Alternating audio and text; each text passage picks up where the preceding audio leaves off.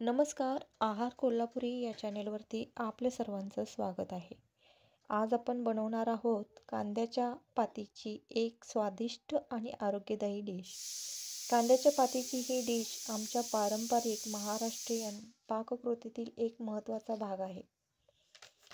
आता कांद्याची पात आपण जेव्हा करतो पहिल्यांदा ती स्वच्छ धुवून घ्यायची. नंतर कांद्याच्या मागील जो मुळ्याचा भाग असतो ते मुळे आपण चिरून काढायचे आणि त्यानंतर व्यवस्थित अशी छान बारीक ती चिरायची. जेव्हा आपण कांद्याची पात धुतो तेव्हा ती छान स्वच्छ अशी कोरडी देखील करून घ्यायची. कोरडी करूनच ती आपल्याला छान अशी विळतीवरती चिरून घ्यायची आहे.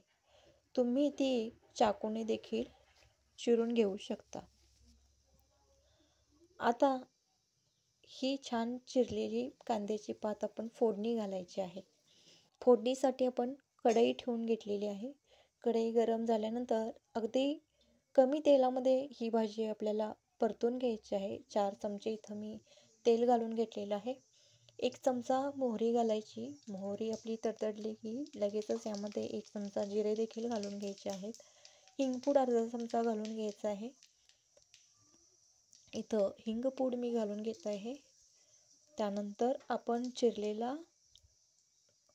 कांद्याची पात ही घालून घ्यायची आहे. चिरलेली कांद्याची पात घालून घेतलेली आहे आणि इथं 1 पेंडी मी कांद्याची पात चिरून घेतलेली आहे.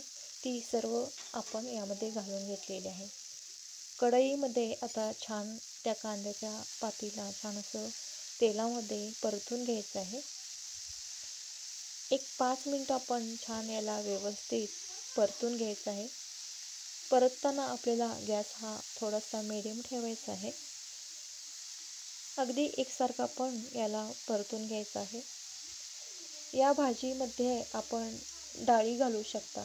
इथं हरभऱ्याची डाळ किंवा मुगाची डाळ तुम्ही भिजवून ती ठेवू शकता. भाजी करण्यापूर्वी आपण 1 तास अगोदर हरभरा डाळ किंवा तूर डाळ छान अशी भिजवून ठेवायची आहे आणि ज्यावेळेला आपण फोडणी देतो त्यावेळेला ती यूज करायची आहे. इथं मी मुगाची डाळ अर्धी वाटी छान अशी भिजवली होती. ती मुगाची डाळ मी इथं घालत आहे. यामध्ये तुम्ही हरभऱ्याची जरी भिजवून डाळ घातला तरी ती छान लागते. आता त्यालाही व्यवस्थित असं भाजून घेतलेलं आहे. आता भाजून झाल्यानंतरच यामध्ये आपण मीठ घालून घ्यायचं आहे. इथं चवीनुसार आपण मीठ घालून घ्यायचं आहे. 1 चमचा इथं मी मीठ घातलेलं आहे. आता त्याला छान असं भाजून घ्यायचं आहे. यामध्ये आपल्या आवडीनुसार आपण तिखट घालू शकता. 1 चमचा इथं तिखट घालून घेतलेलं आहे. आता त्याला छान असं मिक्स करून घ्यायचं आहे आणि या भाजीमध्ये आता आपण डाळ घातलेली आहे. ती भिजवलेली आहेच, परंतु थोडंसं पाणी घालून आपण याला एक वाफ येऊ द्यायची आहे. अगदी थोडं 2 चमचे आपण यामध्ये पाणी घालून एक 10 मिनटं त्याला वाफ त्याची घ्यायची आहे. अगदी ते पाणी थोडंसं आटल्यानंतर आपण गॅस बंद करायचा आहे. अशा पद्धतीनं ही कांद्याची पात छान अशी तयार झालेली आहे.